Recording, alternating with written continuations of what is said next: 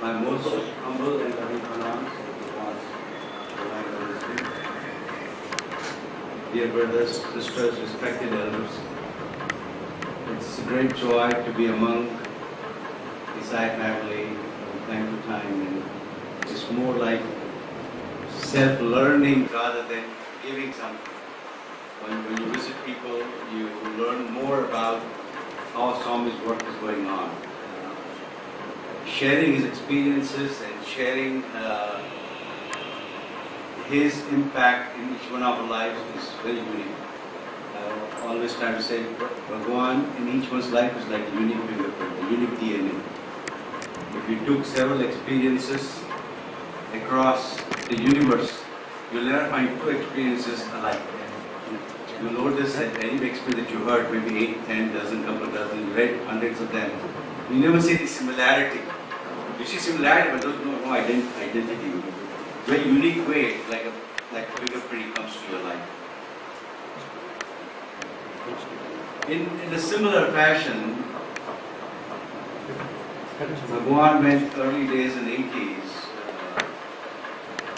late 70s came to our life, happened just like that. I was called to go by my wife to a local science center in St. Louis. I'm a graduate in Institute of Science, did an ME there and a PhD in Doctor of Science in the US. I never knew a Swami in this country. And now we say, why not then Swami? So he has his own timetable, right? As God says, he has the unique timetable. And my wife was asked to come to the Science Center for some personal circumstances, so she fell in love with Swami. She says, next week I should take my husband. And I was interviewing all over the country. My company was going Chapter 11, where I was working for 8 and 10 years in the US. And I thought that's my first job and last job. So I loved so much that place. In present company said, Ramesh, I'm looking for a job. 80% of people are gone, you're still hanging around. And I started applying for the recession time. I couldn't find a job anywhere in the country. For 6 months, apply, no reply. And when my wife went to send, they said, Swami, they said, you are Bhagwan. So if you're God, you must find a job for my husband. That was a challenge. And the second challenge is she came with a devotee, and she came with another stranger who happened to receive Swami's picture while she was there, and she challenged Bhagwan, if you're God, why did I give you a picture? Well, I brought this lady, I took the effort, I took the trouble, and she gets a picture, not me. So she felt depressed, she didn't get it, and she challenged Swami, so if you're God, give me a picture. So next week she takes me to Sai Center. And I fell in love with Swami immediately. So this time, Bhagwan, I said, I have met God. Nobody told me, but I had like heart-to-heart contact, just instantaneously. That is God, and I found him. Just like that. No premeditation, no nothing, and not read anything about him. But it was like the magnetic pull, so to speak. And then as we were going in the end, and she was asked a book from Center President, he was looking through the book and picture her. So Mr. Wadhwani picture for you. So that got satisfied. She never got the job. I feel like old vibhuti fragrance. You don't see it all over the car going back. When each home, every room is full of vibhuti fragrance. No physical vibhuti, but you could feel it. So I called Center President. He said, this is how Bhagwan comes to your life. I mean, he comes when some people I knew he will try to leave his presence through leaving that fragrance behind. So and then after that, you won't believe, every Thursday, for next 7 weeks, every week I had a job off. I was not getting a job. I was not getting a job, and here I got 7, 8 jobs all over the country, from digital equipment in Boston, that was the week I was interviewing my wife in the sector, to TRW Florida, to McDonnell Douglas in St. Louis, you name it, I had General Electric. It was just confusing. So I told Center President, what do I do now? I'm really dilemma, which job to take here? There was no, yes, he said, just put chits and take it. So chits said, go to TRW, but then my wife said, no, that's too far, the way hard, no, let's go to General Electric. So we overrode the chit and I took a job in General Electric. And then my wife said, you must go and take blessings from Bhagwan immediately. We never been Puttaparthi. We don't know how to get there. We don't know what Bhagwan is like. We don't know what the procedure is. And he says, you must go. And then We didn't have money to go. So a good Samaritan like him says, I will loan you $1,000 buy a ticket and go. So I said, okay, somebody's trusting to go beside devotee. And then so happened next day we got the first ever American credit card in our name. We never applied for, just they happened to come to our name. Sometimes randomly the banks made 2 cards, one $1,000, one $1,500 credit limit. So gee, we can buy now 4 tickets. The kids and we can all go to Wadhwani. And that's why our first trip back from US after 8 years to come back to India. I went as a student. And with great difficulty we managed to come to Wadhwani for our last 2 days. And Wadhwani autographed the book, he blessed. And my wife said, no, let's go tomorrow, we got to fly to Cat. I said, the Center President said, you must take Swami's approval before you leave Swami's campus. You come through his will, you must live with his will. But the driver said, Swami is very busy. How do you know he's going to give you permission to go? And you had to take a flight next day. There's no choice, and Monday we report to a new job. It was Saturday. We came there Thursday evening. I said, doesn't matter, if he doesn't give permission, the job will not come me, I'll not take the job. So I wrote the letter to Bhagwan on Saturday morning, early morning. So the driver said, you take the balcony darshan, Swami Ji those days. You take balcony darshan and he will bless you from the come. I said, no, I must take the permission physically. So I took the letter, kept it. That day Swami came a bit early, like 6:45, and he came out. He used to come from Mandir those days, this was old ones. He used to come from Mandir straight. He passed the older people, the sick people, and came straight to me. I was second row. I was holding the note. He just picked the letter and just went like a bird. So this is how Bhagwan works in life. You've got to have faith and trust in Swami, and then rest becomes history. If you know He's God, then remember He's God. Not mentally, but in our heart. You have to be convinced in your heart that no matter what situation you are in, the Lord will never leave you. In 2006, I was a serious problem with all back broken. I had a slip disc, which sciatica pain from hip all the way to toe. And my surgeon said, my neurologist said, if you don't get operated by Wadhwani, then I will amputate your leg. It was so bad.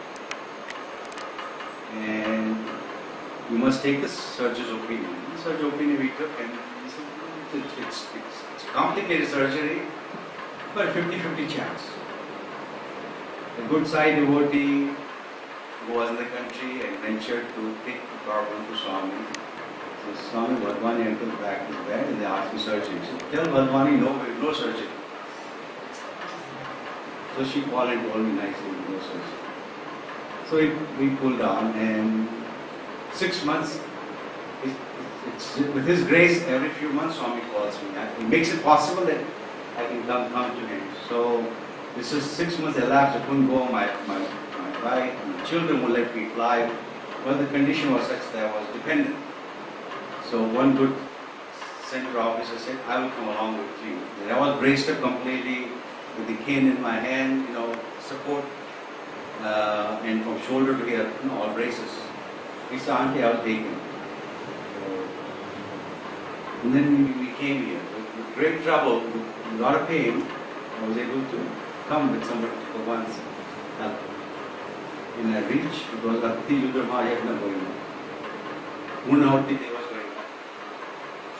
And I shared a simple story with a significant message behind it.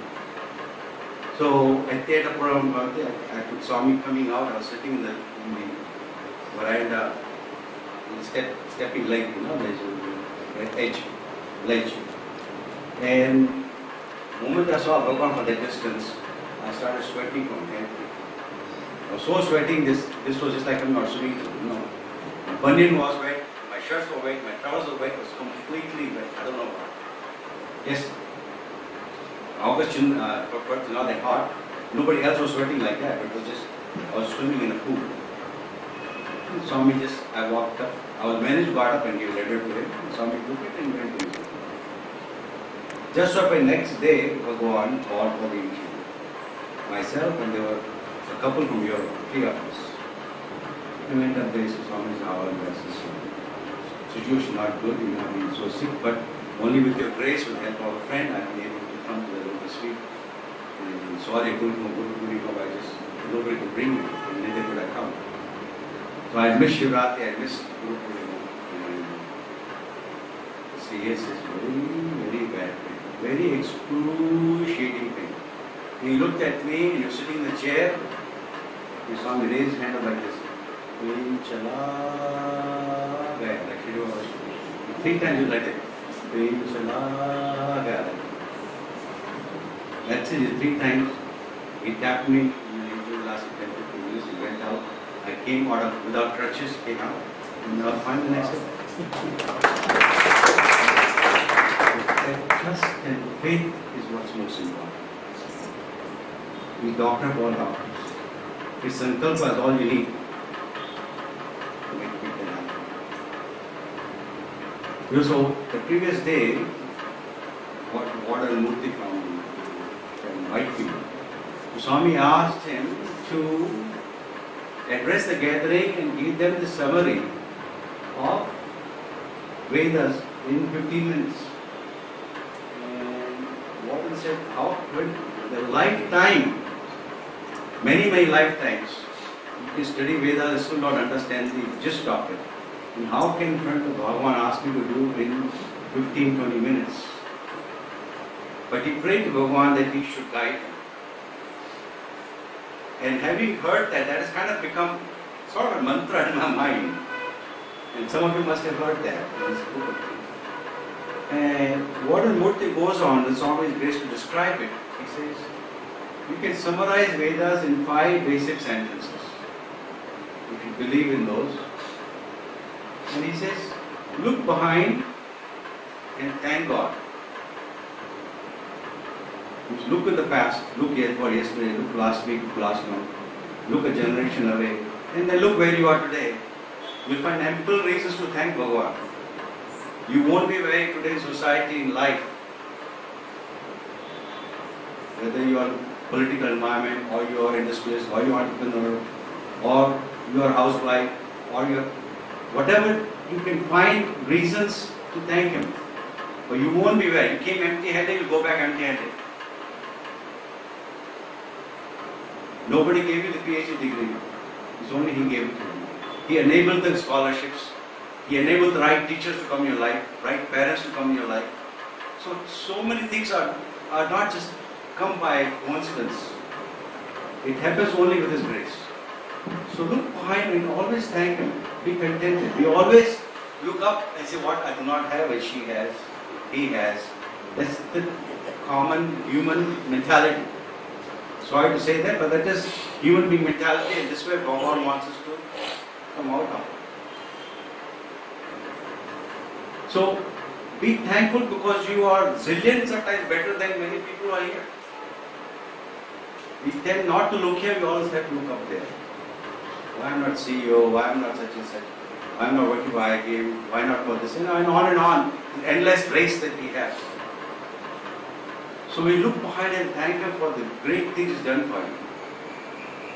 And we do not find enough time to thank Him in life. That's the first step of spirituality, Swami says. So look forward and trust Him. Shri Baba said, Shraddha and Saburi. Shraddha is faith, Saburi is patience. Rome was not built overnight, it took time. If God too, He would have given time. Not time that He needs time, but He wants you to evolve at a stage where you appreciate what you're getting. He can do like this for you, but He won't do that. He wants you to deserve that. And for deserving, you got to have that faith, and you got to trust, and you got to have that love for Him, and you serve Him, and then it will happen. In my case, I was fortunate. It's how the first time I said, there's God.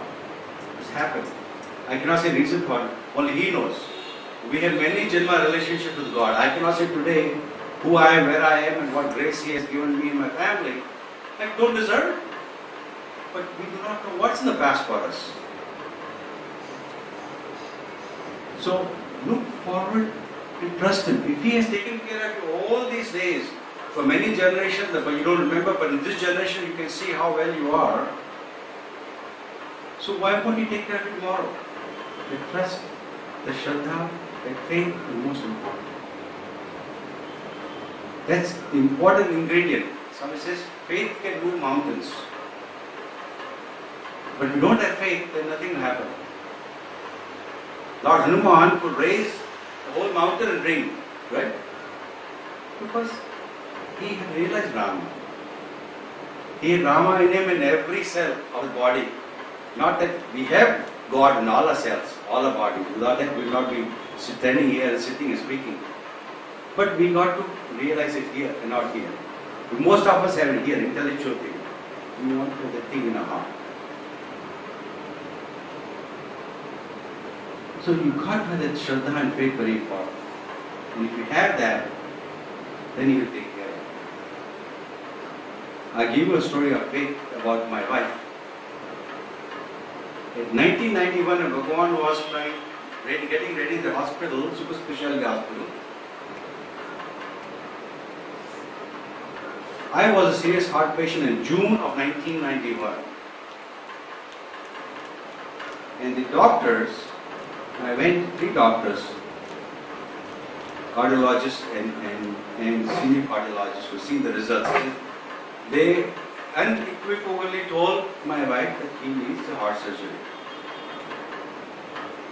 And my wife said, you cannot do that till I have one asked Swami. You don't even know how Swami sees us. And that way we have time. I share that faith and trust. That only after Swami saying yes or no, we will do the operation. So he said, but ma'am, he is a walking time bomb. When can you get the permission? He says, well, it's 5 months before November there. 5 months? In meantime, he's a walking time bomb. He said, okay, give some medical therapy, give some medicines, and hopefully the pain will subside under control, but I cannot let you do that.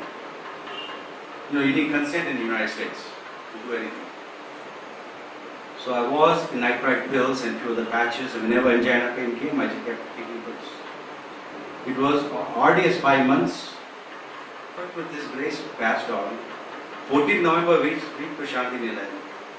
And even I forgot that I had a heart problem. Our construction was going on. Those of you know how the construction was and how much mess it was around the hospital. And anybody looked at the hospital, even on the 21st, they say, how can we go on to operation 22nd? It was so bad. And I was part of the seva, doing whatever I had to do. And the technology equipment had arrived, the whole container, and Swami made me unload the computer center in the university, and we unloaded, connected together. Bhagwan came and placed it on the 20th. On 22nd Swami inauguration, but still he found time to fulfill that promise they made. He wants to inaugurate computers for the hospital. So on the 22nd, on time, when you all saw that, Swami told the architects, with or without your hospital be done. They were not sure that a hospital can be done in less than 3 years.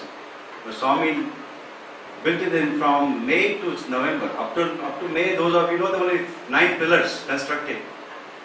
He fired the architects, and he called his own architect, Bose and Company, Brigadier Bose, and he went. You all know that. 22nd, Swami was ready, pacing up and down, green grass, flowers all over the place. Overnight the mud was gone, kachar was gone, and everything was ready, OT was ready, patients were standing in queue for operation. The Prime Minister was not to be found to inaugurate it. Swami was ready at 9, the Prime Minister helicopter came at 10 o'clock. This is Bhagwan. He's pakka on time, he says he's going to do something, he'll do it. So he says, Prime Minister not there, what can I do? Even Bhagwan cannot do anything. Was waiting. Successful Hatna. I thought maybe I may be the first patient. Who knows? That was the hope. The hopeful Swami will operate me in the first patient, but it did not happen. On 25th, he called us for the interview in the evening. And we watch as we go in. He looks at me as we sit around and says, what do you want? I said, huh? You see, when you said that lightest things, power factor has gone secret. Swami said, what do you want? I said, Swami, I only want you. I even forgot that I am a heart patient. Forgot to tell him what to ask him. He quickly got up from his chair and he materialized the grace blessing. He put it in my hands. This is what I am. Oh, I'm coming.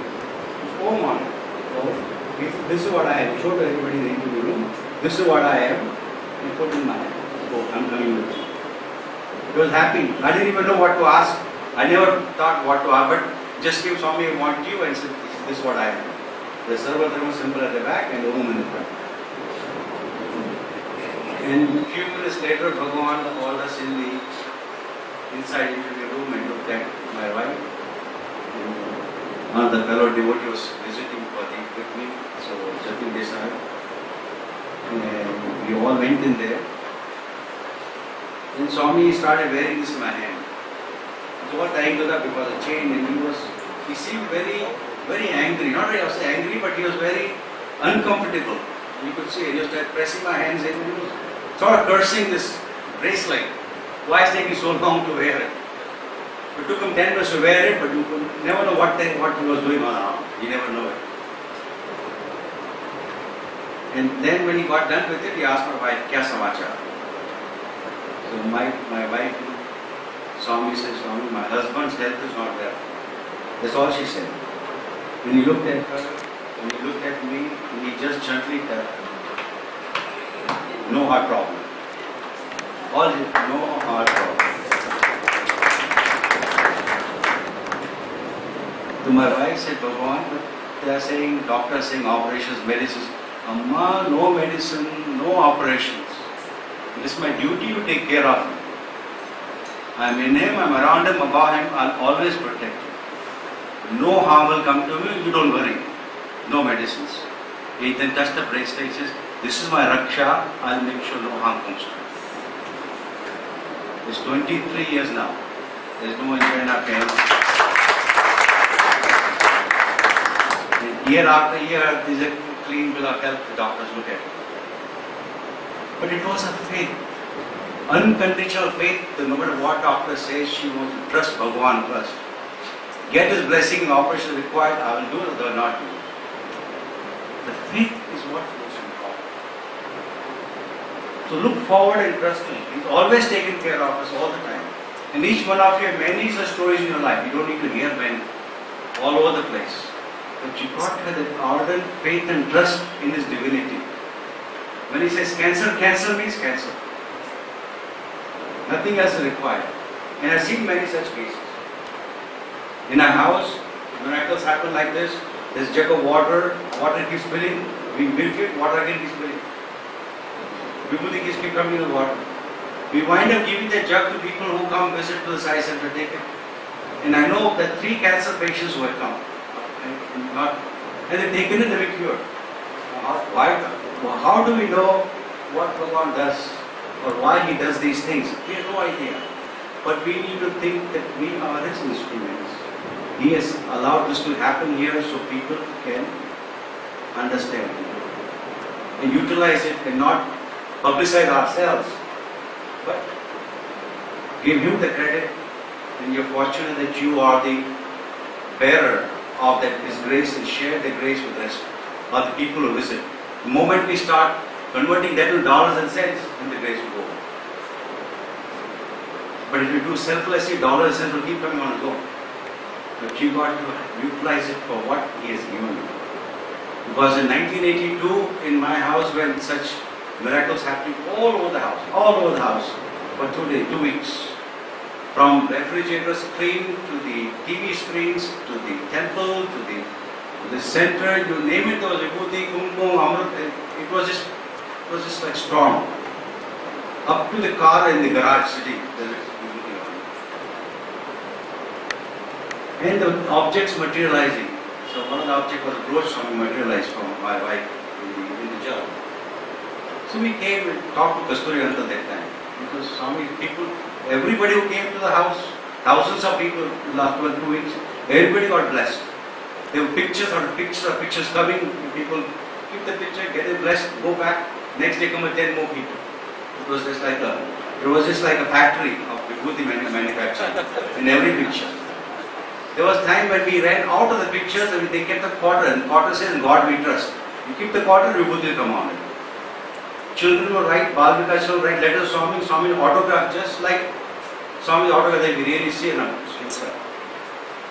They will write letter to him and Swami will bless the letters. So these are the kinds of things that happen. So Kasturi Uncle says, these things happen because he wills it to happen. It's just like when a movie is released, there's a billboard out there says, movie so and so is running in theatre so and so. That's all. So you are that. You are the billboard. Don't think you are not any great or any small. But how well you show the movie to the audiences, then your grace will come in future, not now. Don't misuse that publicity for yourself. When people come, you bring them humbly to your home, show them, share Swami stories, love and respect, and eventually Swami melts with your devotion, then he will give grace on you personally. We never had an interview when this thing happened. It happened like we were first interview after 9 years after this happened in the house. So that's what Kasturi Uncle said. This is what, when these things happen, they went for, he was to announce the divinities here on earth. And who will come and benefit, you never know. He will send the people. You don't call that. And that's the essence. So he says, not diverted back on travel. Look forward and trust God. Look around and serve God. The third sentence is, look, that is where Seva organization comes. Swami didn't build the colleges and institutions and the hospitals for himself. He built that for all of us so we can get salvation through them. We can share what he has given us back to his institutions, back to his children who are benefiting from it. We got to recognize that we have service. Service is the only way out. That's the first 6 chapters of Bhagavad Gita, Karma Yoga. Swami said, I have given you mentions size, seva, adoration, illumination. So first 6 chapters of Bhagavad Gita, essence of life that Bhagavan has given us, is seva, is the service. Look around and serve. Find the opportunity to serve. Through service only you will recognize the pain of somebody else. You start recognizing one and one, we are same, we are not different.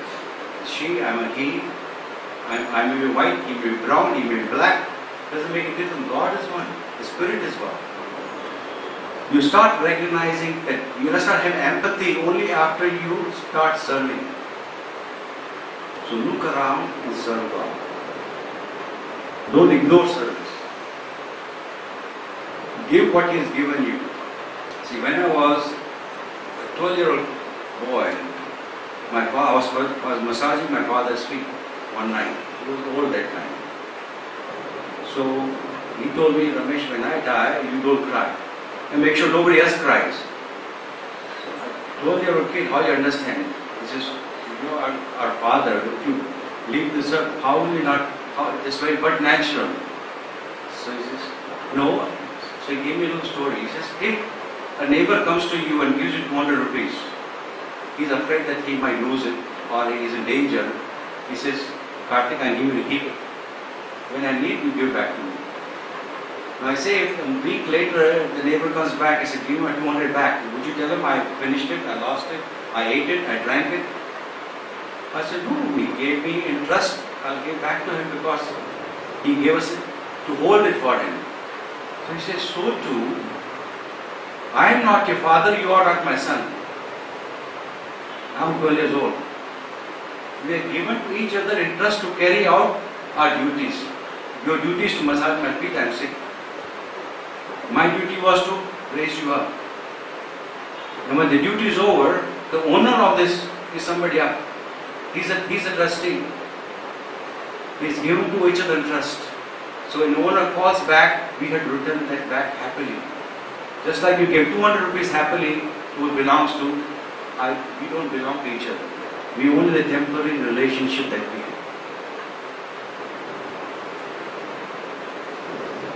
Literally 6 months my father passed away, not a tear came in my eyes.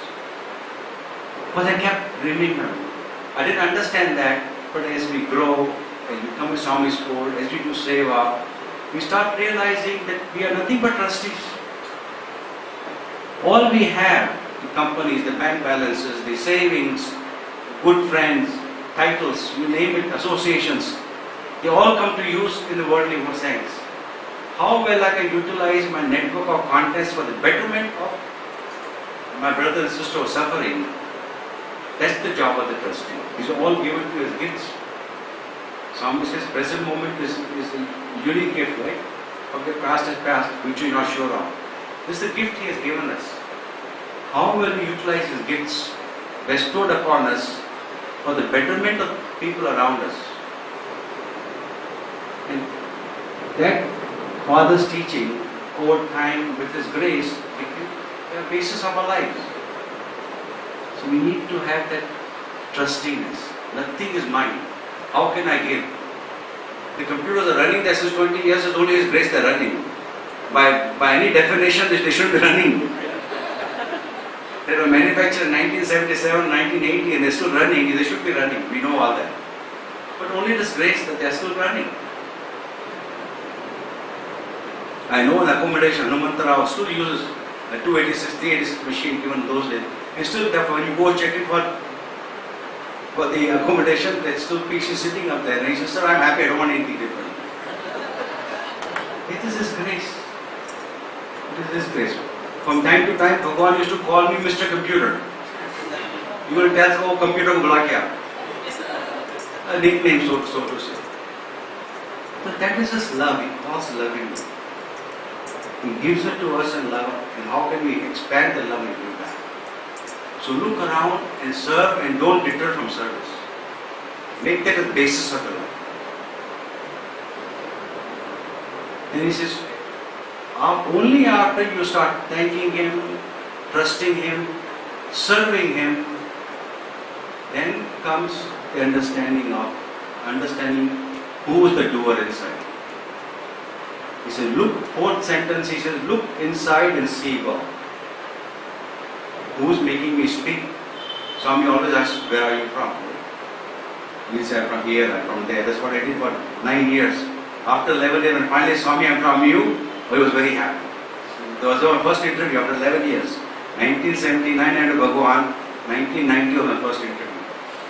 Always I come from St. Louis Swami, from Roanoke Swami, from New York Swami, from Connecticut Swami. He said, Manchati, happy, welcome. The moment I told him on my birthday, I remember very well, in 1990, he asked, where are Swami from you?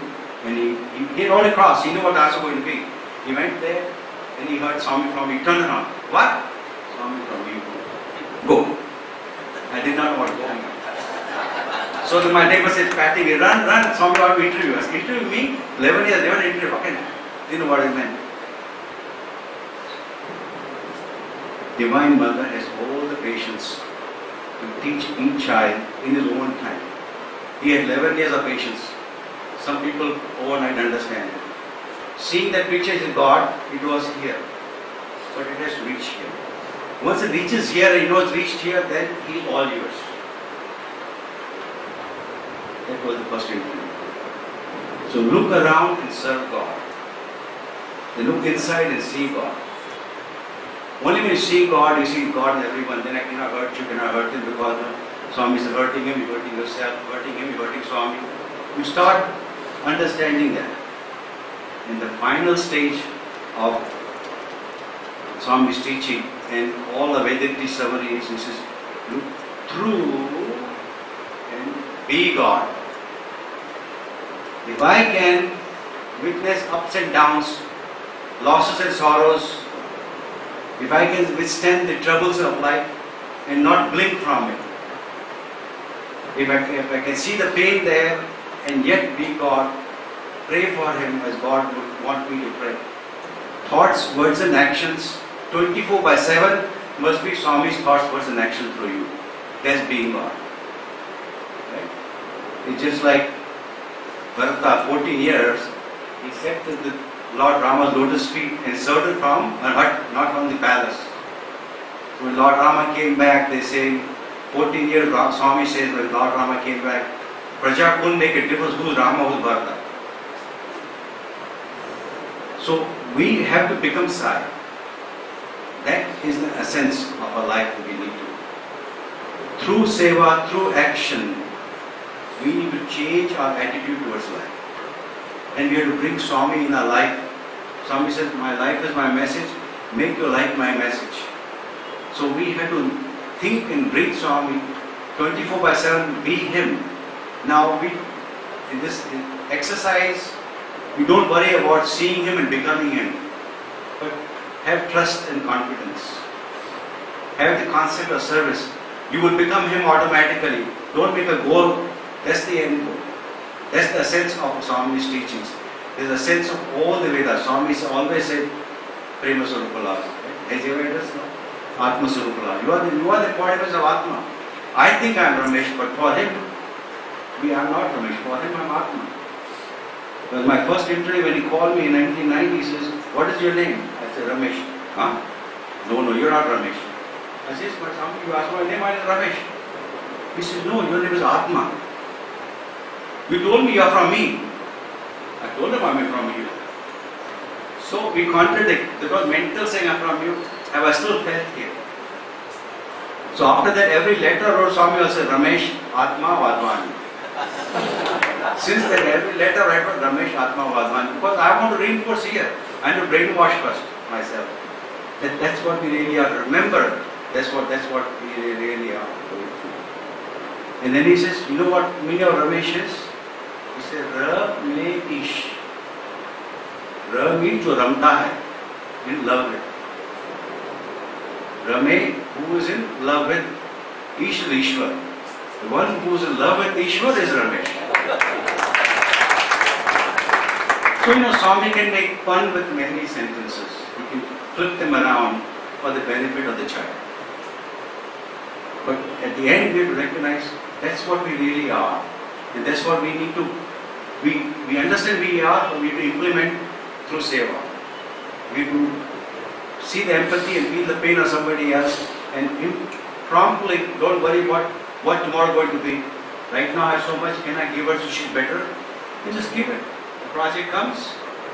Don't think tomorrow. Right now your bank balance the project, just go do it. It's going to come. That's the sense of it. We need to be that much open-hearted that what you have is His. You are not the giver. You are fortunate that you are the Arjuna. In Krishna's time there was one Arjuna. But this time we can all be Arjunas. He has given us opportunity. It's for us to become Arjuna. If not, if I do not want it, Karthik will do it. If not, you will do it. People are waiting in line to serve Swami. It's for own benefit that He gives the opportunity. If I take it or not is my free will, and in my gain or my loss. In my life, I can tell you, I cannot deserve what He has given. But He has humbly made it possible, opportunities, and He has shown the way. He shows the way, but to grab that way, it's our choice. That's a free will He has given. And if we do that, I think we'll always be a better person. We'll be able, like Lester Strong, we can melt him. Somebody would say, he's like an ice cream. Our devotion of love will melt that ice cream. Our heat will make him melt, and then he will come back to your rescue. With that said, Jai Sai Ram. Thank you so much for allowing me to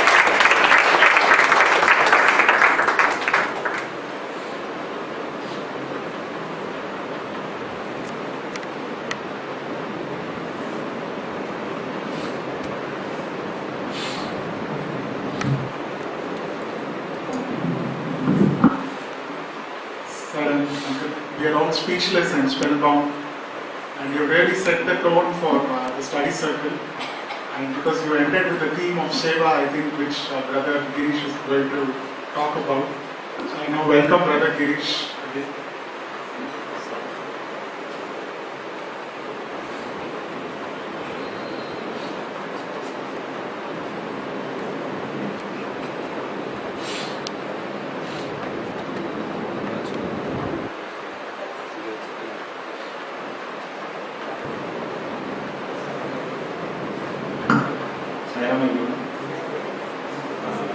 most loving, most humble pranams of Swami Soorya.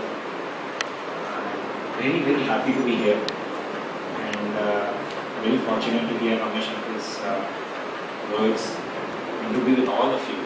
The moment I stepped in here today, I felt like I was coming home, really. And I'm really not much of a speaker, really. But the way Brother Karthik has been up to me for the last 1 week, saying, Anna, you have to speak, you have to share, you have to share. Actually, what happened was about 2 months ago, Swami came in my dream. And I had been talking, I think, in public a little bit more than what he wanted. And so I'll start off with this dream. In the dream, I was with a group of people who had done a project. And we were on a stage, and it was an open gathering.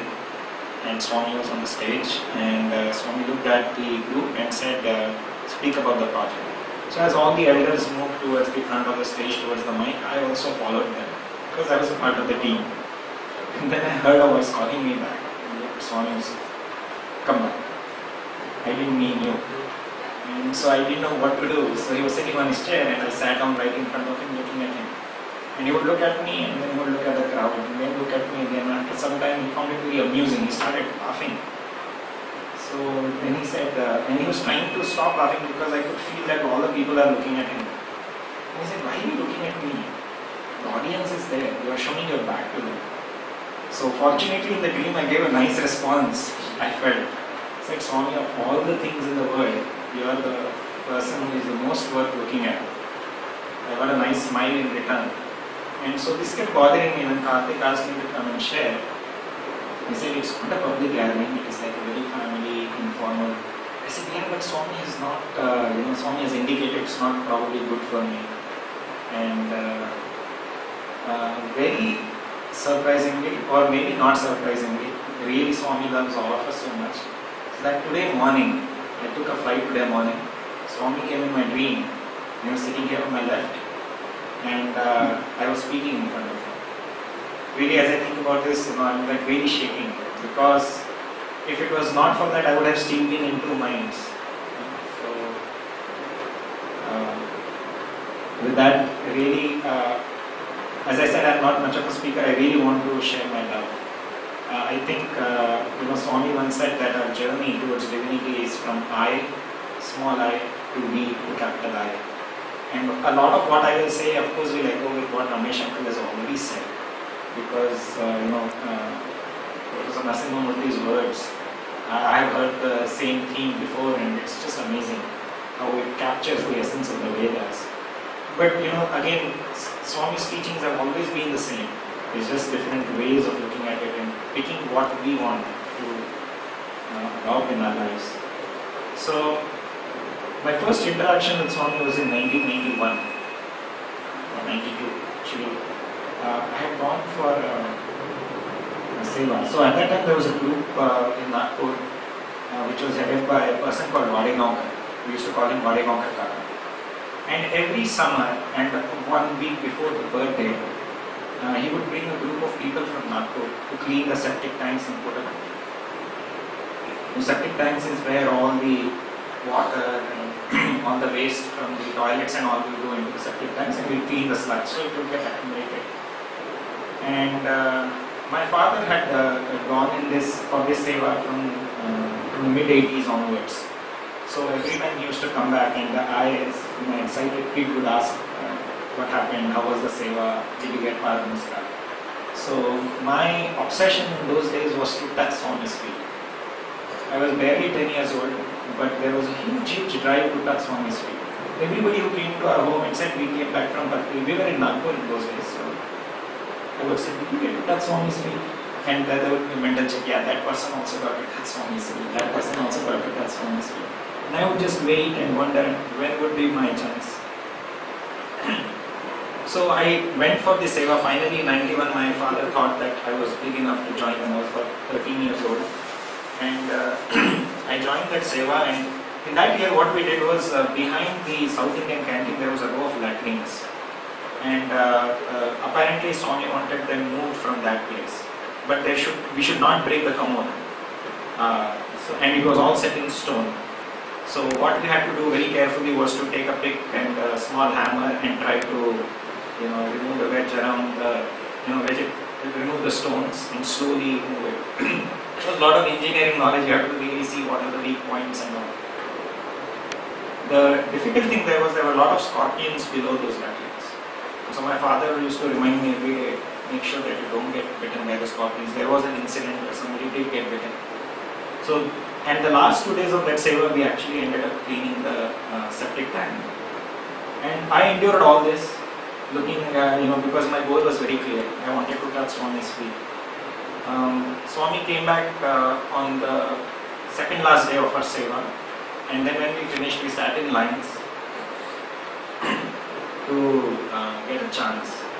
And this was the big moment I was waiting for. And Swami came in front of our group, and the Kaka, Wadegaonkar Kaka got up and said, "Ma, kaam ho gaya." Mother, what is that? Here I want to digress and just tell one incident. That when Wadhwani Kaka, he shared this with us, that when he proposed to Swami first that he will come and clean all the septic tanks, he was feeling very happy inside that he was the first one to propose that and nobody would take up that kind of thing. So there was probably an element of ego within it, but I know when to comment. And so Swami said, why should I give you this work? I can pay some people and get the work done. I don't really need you to do this. So suddenly the ego went away and he said, no, Swami will do it out of love for you. Then Swami said, okay. And he gives. So as Ramesh was saying, even the chance to do what you may think is below our level seva, that is also God's grace. We should not take anything for granted. If somebody asks us for plastic paper an envelope, that is also a seva. If you can smile at someone, that is also a seva. It is said that when somebody is really hurt, if there is nobody to console them, that person's life will go waste. Because see, let's say that I am very hurt, and if I don't find any smiling face, any cheerful face, any person that gives me confidence, I will become very angry at society. I will go more towards the negative. So the least we can do, even if we have a problem with not having enough time or not having enough resources, is to at least smile and offer a consoling word. So anyway, the day came, Swami heard the words "Ma kaam ho gaya," and Swami said, "Acha, dekhta hai, I will see." And so that poetry Padmas didn't happen on that day. Unfortunately, we had to leave the next day in the morning with my father to attend a program in Bangalore. And I tried to, as a 13-year-old, what I could convince my father, please let's stay back for another darshan. I'm very sure next time Swami is going to give Padmas. That didn't happen. So we had to leave. Eventually, a month later, we returned back to Nagpur and we heard that Swami had, the very next day in the morning, given Padnamaskar to everyone, one big mango to everyone. And that felt very bad. There was one picture of Swami in my room, and I went, that's not fair. I may not have been able to lift all those heavy stones, but I at least served water and I did this and I did small things. So, but what I want to do is actually, though I was very young, the first lesson that Swami taught me was, to say, well, you cannot have expectation. We should not expect. But it's a very difficult lesson. We expect for all the things in life, whatever we do, we always anticipate something will happen. And Swami says, love my uncertainty. But we don't recognize his presence in the uncertainty in our life. You see, life is very beautiful because every moment is unanticipated. When I am saying the next word, I don't know what is another person's reaction going to be. I don't know if the connect is going to go. And whatever actions happen, if we learn to start seeing divinity in it, we constantly feel divinity is never boring. I want to tell a funny incident that people get. There was one couple who were having some friction, husband and wife. After getting married, I had come to hear a lot of these stories. And the wife used to get very upset that every day the husband takes the newspaper and spends 1 hour with it. She said, every day the same newspaper, what is there in it? All politics, all this bad thing, but I'm here, I'm serving you so much, you don't give me even 1 minute. He says, dear, if there was a new one every day, I would also spend more time. So it's like, but the divinity is very different. Divinity is unchanging yet constant love. The essential quality of Swami's love doesn't change, but it's still unchanging, right? You don't know what will happen next moment. So if we can learn to see that, we learn to deal with life better. So I had that conversation with Swami. A couple months later, the convener of Nagpur Samiti, he got permission from Swami to bring all the Bhagavad states for blessing. And this time I was very fortunate to be part of the group, and we students went there for 3 days. On the first day's morning itself, I want to tell one more thing. I'm from a very orthodox Brahmin family, where my father's upbringing was such that you cannot eat without taking bath. You cannot do anything without taking bath. So on the day of when we had to first sit in front of Swami, all the parents had said that we should all get up early. I mean, all the teachers, Bhagavatas teachers, and some of the parents, they had called us the previous night. They said, you should all get up early, get ready, take bath, wear your whites, and stand in a line. Boys this side, girls this side. And for some reason, they looked at me and said, okay, you are going to be the leader for the boys. I had traveled alone. I didn't have a parent to wake me up, or my Bhagavatas teacher had also not come. I woke up very late. There was 5 minutes left to get ready. I went to the bathroom. All the bathrooms were occupied. So I was in a dilemma. I said, what to do? Shall I disappear somewhere, or shall I just pretend I had a bath and just go wear my clothes? So I chose the latter, because in front of me was the goal, the fruit, the objective of touching Swami's feet. But in the mind was saying, these rules and constraints that we create often in our minds, it's a lot of baggage. So, I have nothing against rules, it's just my personal experience. So I went and stood there like a nice good boy, I'm all ready. So the main Bhagavatas teacher came and gave me a plate of chocolates and said, you lead the line of the boys. We went and we sat on a side towards where the VIP entrance is in the Sai-Kulvan Hall. And before me was the convener, and what happened during darshan was when Swami came to us, in front of our convener there was a person who had brought akshata. In those days we were allowed to bring in chocolates and all those gifts for Swami to use. Swami took that akshata, and instead of putting it on the person who had brought it, he put it on the person behind him and on me. And I actually only realized it much later that by putting akshata he had given me such a big blessing. I was very excited. I had this plate of chocolates which was shaking in my hand, and I said, I forgot that I am from Nagpur, or how selfish I was. I forgot everything.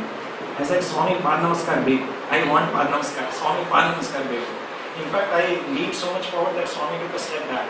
He looked at all of us and he said, the school children need to be given Pad Namaskar in Kannada. And I immediately wanted to correct Swami in the mind, saying, Swami, we are Bhagavatas children, not school children.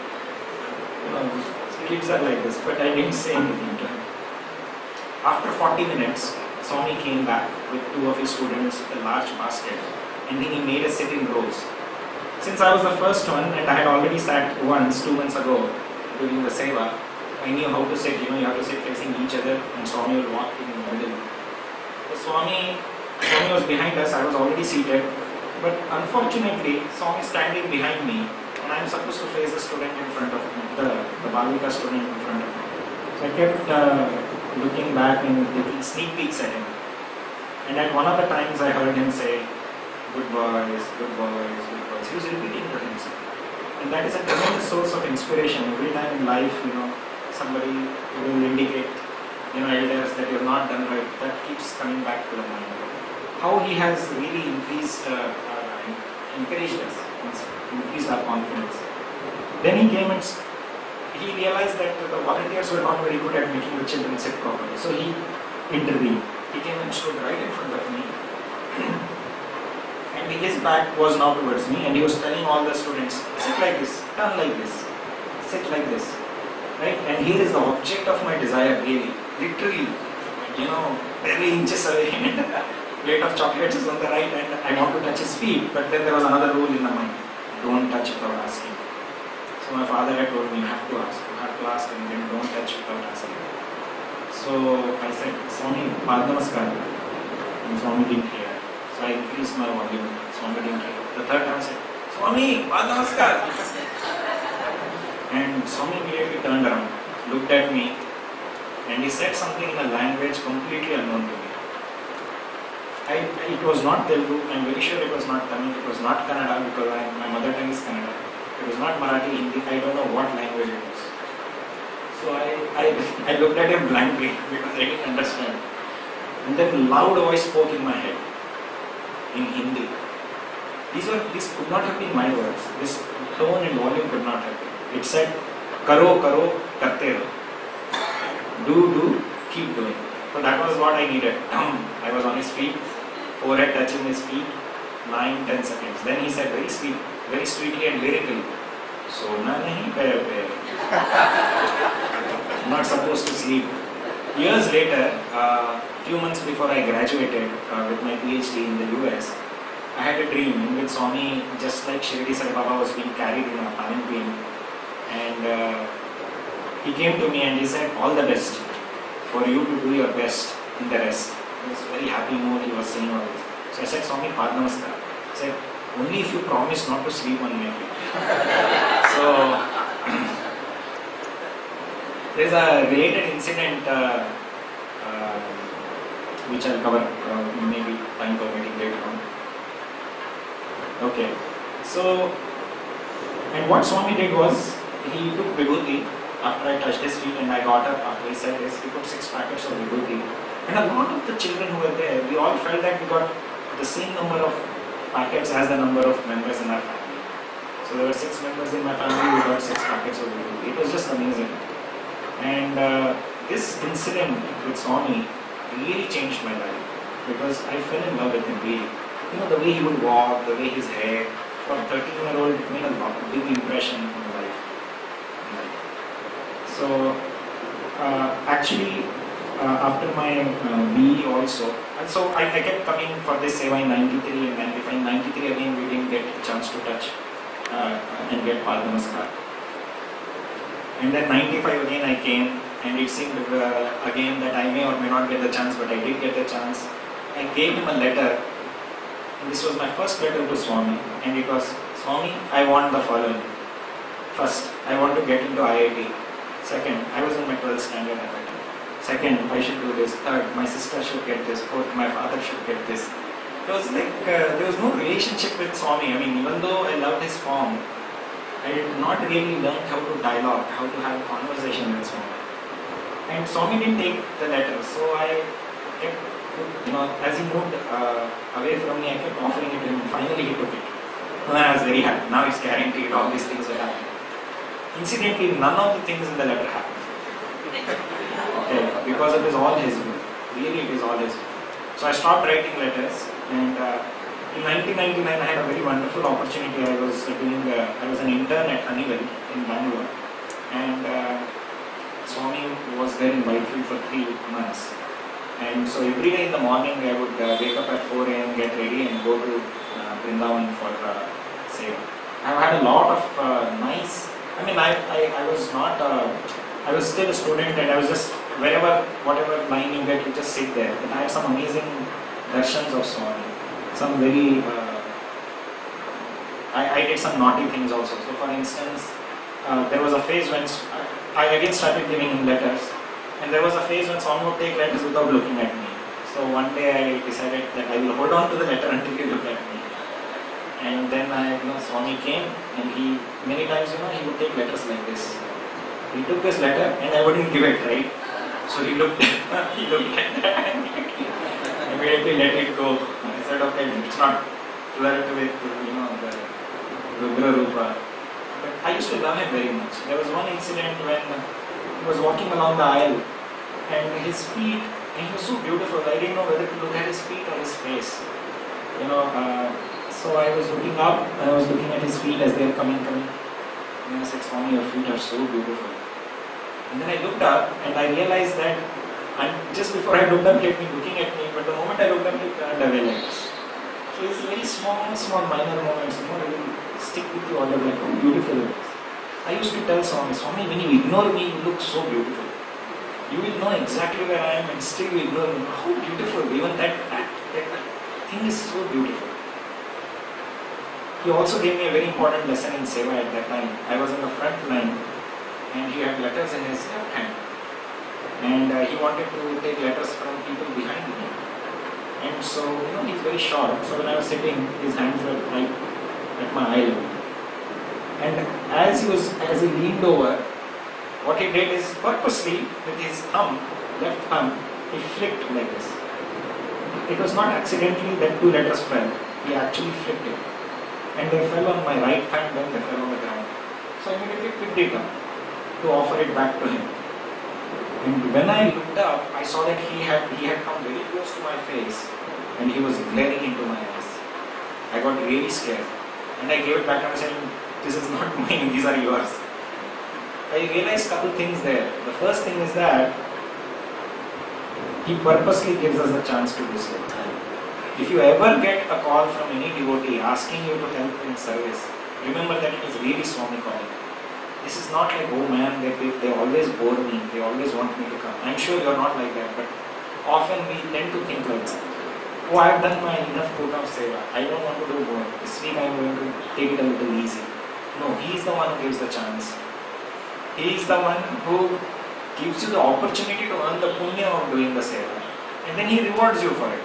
What a game. So, this is amazing, another thing. I also learned that he's so attached to the letters. The way he picked it up from me, that gesture, was like, these are mine. Even if you are returning it to me, these are mine. I have never seen, for a divinity, you would think that, oh, gentleness, calmness. For me, these darshan moments are the ones where I have learned the most about Swami. He picked it up. And I really loved that moment. I said, Swami, I know really you love your devotees. But you picked up the letters. You may ignore them, but when the letters come, you love them. Really, I like it.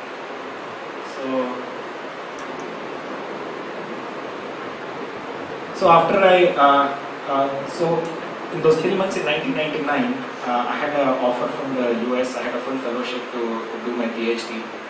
But I told my father that I will not go until I get a explicit permission from Swami. So I would go every day. And I got a chance on May 26, 1999 to actually ask him. So I asked him in Kannada, Swami, shall I go to USA? And Swami leaned forward very close and he said, very sweetly, go. This was on May 26th. On June 24th, 1999, I came here to Chennai for my US visa and it happened to be a Thursday. And at that time I didn't know that the last Thursday of every month, the US consulate is closed. So I arrived on that day and I found 50 people outside, not the 300, 400 people which is usual. So then we came to know that for the first time in 3 years, the consulate had decided to open on the last Thursday because they could not accommodate the 900 odd people who had come the previous day. And at home, I used to constantly say, visa or no visa, I am going to US because Swami has told me. Not that I was interested in going very much, but I had so much faith in his words. Swami has taught me a lot of things when I went to the US. It was amazing that I had to go halfway around the world to learn more about him. I had the great opportunity to interact with a lot of very close devotees of Swami. He has so many amazing experiences of Swami. I got involved with the young adults, which is like the youth group. We did a lot of seva activities. I started to learn the Vedas in 2002 because Swami was giving a lot of emphasis, and I found it really difficult. Until one day Swami came in my dream, and it was a hospital, and he was a pharmacist. And I went to order some medicine, and he was there. And then he suddenly took his thumb, put it on my third eye, and somehow my eyes closed automatically. This is all in a dream, of course. And it seemed like somebody was asking how much marks do you want in the exam. So I said passing marks, 35, 36, should be enough. And Swami said 97. Swami said loudly 97. So after that, from that day onwards, it became very easy for me to grasp the Vedas. So I make 3% of the mistakes, I know. But all the Veda learning, it has come from by his grace. And I could even teach it to him. Teach it to the other youth. In the first day we had a Veda session, there was a very big picture of Swami just like this with a very big garland. And the garland fell down when we were doing our practice. So, he gave a lot of signs. Ramesh mentioned about Atirudra Yagna. At the time when I heard about Atirudra Yagna, I really wanted to come. Swami came in my dream. I was in the US. Swami came in my dream and said, try to save money. So he was indicating you should not come now. Incidentally, at the same time, the girl in the young adult group, that is the youth group, they wanted to learn the Vedas. But because we are very strict, we didn't want any interaction. We were hesitant about whether I can go and train them or not. Even though they used to call me Anna, so there was a problem. Then Swami again solved it. He gave me a dream. He showed me Atirudra Yagna, and I have arrived late. It is jam packed. There is no place. Swami is just about to come, and Swami comes, and I am standing, in his path because there is no place to go. And Swami saw some ladies who were sitting.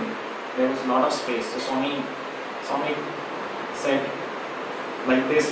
He made some hand movements, and suddenly in the front row there was one place that was created. And he told me, go sit there. And so between the ladies, he made me go and sit there. And so the next day was the first day of the girls' Veda class. So I said, okay, Swami, thank you. You made me sit there. So now I'm very comfortable. One other thing Swami told me was one day when I was chanting the 108 names of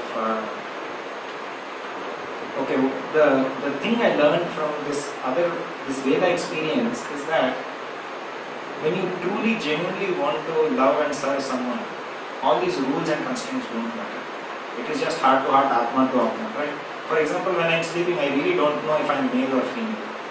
When I'm doing deep meditation, I don't know whether I'm male or female. I don't even know my name, right? So these rules and constraints come into place when we are on earth. When we wake up to this world that is created by the mind.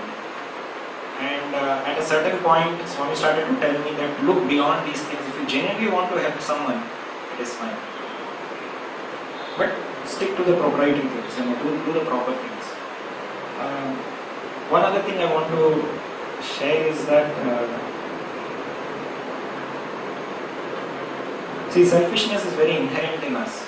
Because we have a limited concept of who we are. And Swami, being the real master, will not allow us to live with that. Right? So in spite of all the seva activities I was doing in the US and all, he was not really happy. In one dream, he was not happy. We think I'm doing well. We do our own appraisal every year and we say, yeah, I'm doing fine. But Swami's bar is set very high. One day Swami came in my dream and I said, Swami, please bless me. Swami got very unhappy. He said, don't pray that. He said, pray that I bless myself and I bless everyone else. I was very shocked. What did he mean? This was around 2004. And I really wish I had acted on the dream because he had also told a lot of people to chant the Gayatri for his health and all that. So that was one incident I wanted to share. That Swami really wants us to pray for others. Pray for him. Another incident is that actually in 2005 I had a sort of a negative experience, what the mind will call a negative experience, but it was a great learning experience for me. I was a part of a group which got called in for an interview except without me. So I was sitting outside where the rest of the group had a great interview with Swami, so they come back with rings, with dhoti and all, and I'm sitting outside there. It was a really, really very harsh experience. And I reacted in the way which probably most of us would have, probably. We got very upset, but sad. I was not upset with Swami, I was just very upset that I missed a very wonderful opportunity. And I felt very humiliated in front of the rest of the group. And that brought a lot of humility within me. Because in the Sai organization, I used to feel that people who are VIPs and who are very close to Swami, we give them a lot of respect. But those who are newcomers or those who may not seem to get a lot of attention from Swami, we ignore them. Being so much attracted to Swami, I was automatically very attracted to devotees who are very close to Swami. And some other people who are genuinely very nice, I would say, yeah, but they are not very close to Swami. Swami doesn't give them attention, so I will behave as the master behaves. I used to feel. See, the master has his own way. And because of this experience, I started to realize that those who don't get attention from Swami may be feeling how they will feel. They also have God in them. How will they be feeling? So I genuinely tried to understand them and became a very nice person.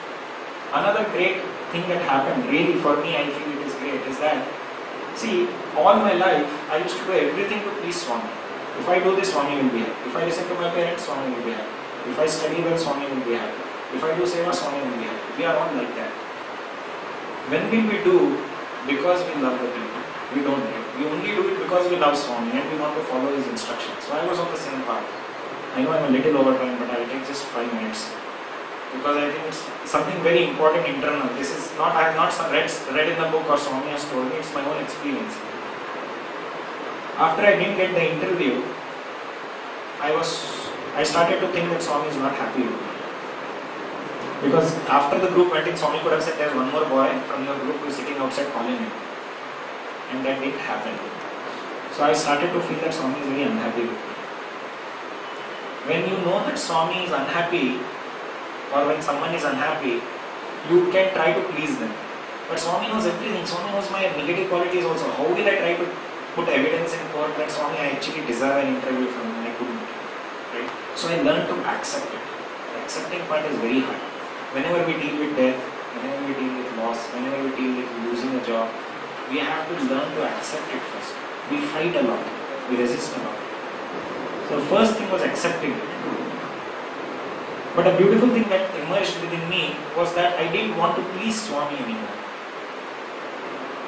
I didn't have expectations from Swami anymore. What he was trying to teach me for the last 15 years, from 91 onwards, I finally realized in 2005 that we should not expect anything from Swami. The moment I gave up expectation from Swami, I also gave up expectation from the world. I suddenly realized that I was free of guilt. See, guilt is when you define that I should behave in a certain way, and my behavior doesn't meet up to that. If I define that I should be nice to everyone and I am not nice to someone, I feel guilt. Now, guilt is good in a way. You should think, it can help you think. Conscience is good, but guilt is bad. Your conscience should tell you should not behave in a certain way. But guilt is very bad because it works as baggage. When I went through this incident, when I stopped expecting from Swami or the world, all guilt ran out. The moment guilt ran out, time expanded for me. Time would not pass. Because there is no guilt to think about. There is nothing I can think about in the past. I was having guilt because I had expectation. The moment you give expectation, there is vacuum. The moment there was vacuum, lot of inner spiritual experiences, which people well versed with Kundalini Yoga and all will know. I don't want to go into it. Swami has never talked about it in public. But a lot of inner experiences started to happen. You will feel heart expanding during bhajans. You will feel the head is expanding. A lot of experiences started to happen. And most importantly, my third eye used to pulse a lot. This part would start pulsing. After some time it went away and I thought that okay, this was just some coincidence, there was something problem. You were just feeling the heartbeat there. But I want to come back to Ugadi of 2008, my first trip to see Swami after 2005, and I had got the front line and Swami came for darshan and he didn't look at me, he just passed me by. The moment he passed me by, this third eye started to pulse and I said, Swami, you are such a great master, I don't know if people know. At the end, as Karthik mentioned in his introduction, I have had the great fortune of also being with other masters whom Swami has guided me. Swami has come in my dream and told me that the other masters are also one with him and only then I would go with him. Why I am telling this is, I play the tabla, right? Now, whoever is an amateur tabla player thinks that Zakir Hussain is the best tabla player. But do we really know what Zakir Hussain is? No. But you see somebody else, like some other, Pandit Kishan Maharaj or, one of Zakir's students, Muthu Kumar, one of the ex-students of Swami, who we think plays very well. The best tabla, I feel like Muthu Kumar plays. And Muthu Kumar talks about Zakir Hussain. Then you start to realize, oh my God, I really didn't know what Zakir Hussain was. Same thing for me. We have a small window through which we see Swami. But I have had dreams of Himalayan yogis, I have had dreams of Paramahansa Yogananda, I have had dreams of other spiritual masters, Swami Prajnana. I have not had a dream, but I have met Swami Vidyadhishananda Giri, who is from Yukteswar's Giri line. And the way they talk in glowing terms about Swami, it's amazing. You really get it. They say that Swami's devotees don't even know 1% about him. We know, but he doesn't call us. I really know these things. In one of the dreams, one of the spiritual master, it's a lady. I was doing some seva, and suddenly I find one lady sitting next to me, and so she tries to touch my feet.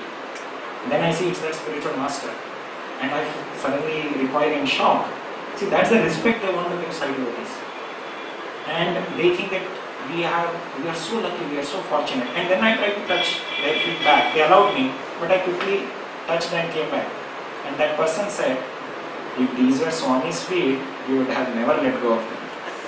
So the same thing is there, Get hold of Swami's feet, please don't let it go. Let go of it. So, what I'm trying to say is that you have a very precious diamond in your kitty. Know its value. Know its value really. And one of the things is, if we really love Swami, we need to learn to love his words.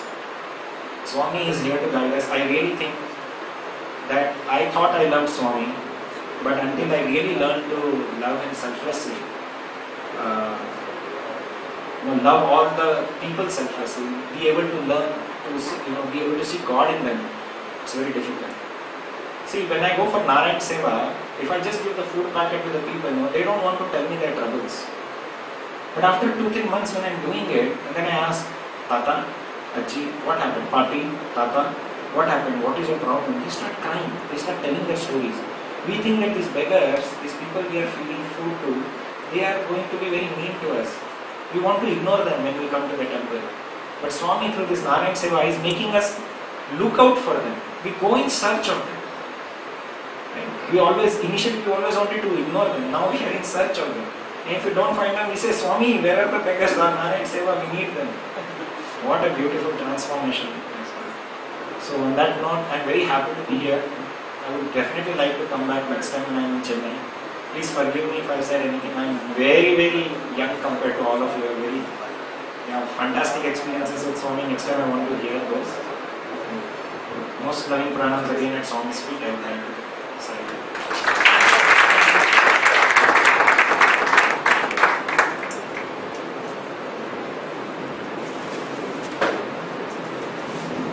I'm very grateful, Brother Girish.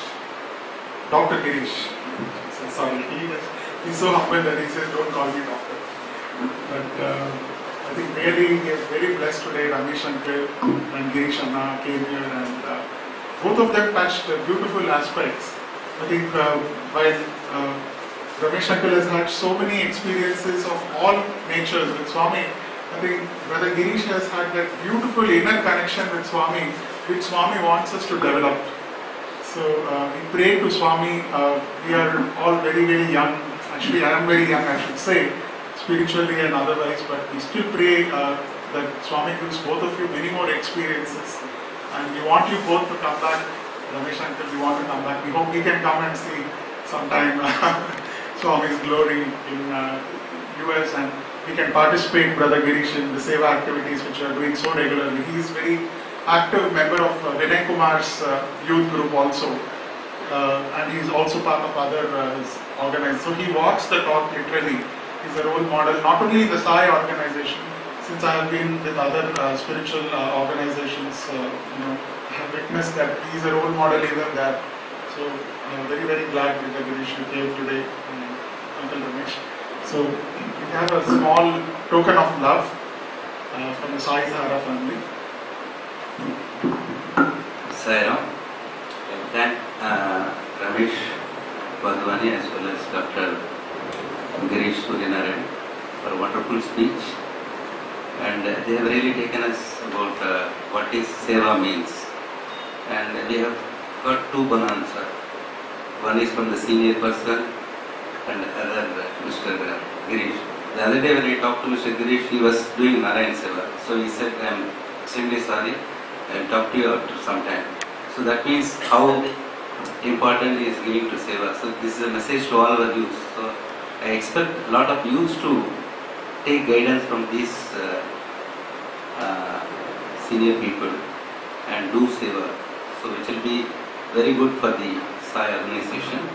And as a token of love and affection, we would request Mr. Padmanabhan to give a small moment to Ramesh Wadhwani.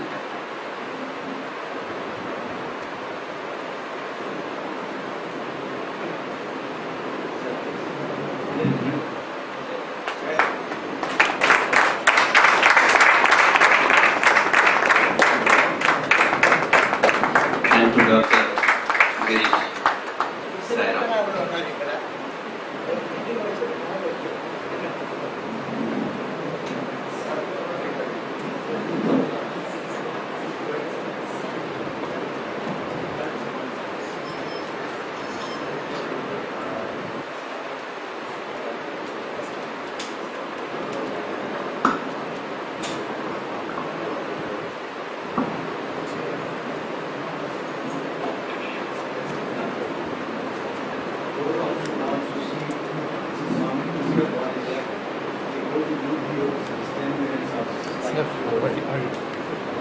just take side shelter essentially is being going on.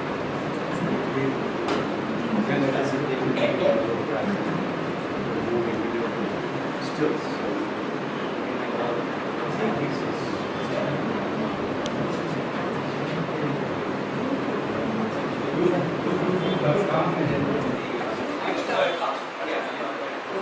Side shelter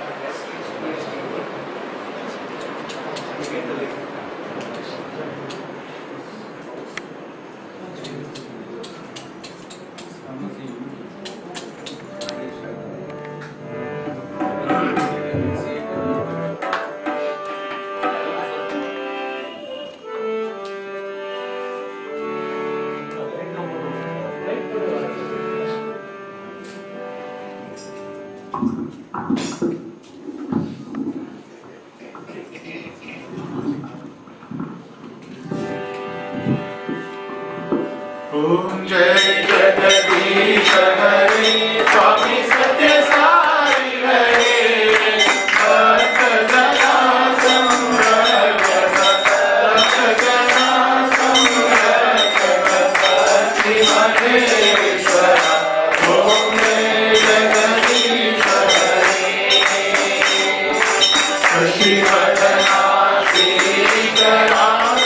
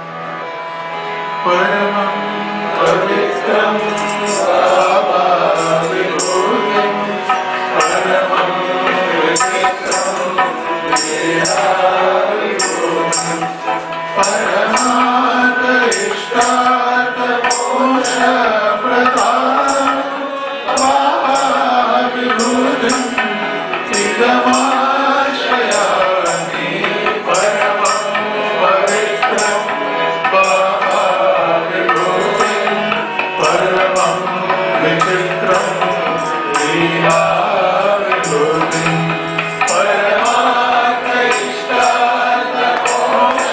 परमात्मैष्टार्थमोक्षप्रदानं Baba विभूतिं विनमा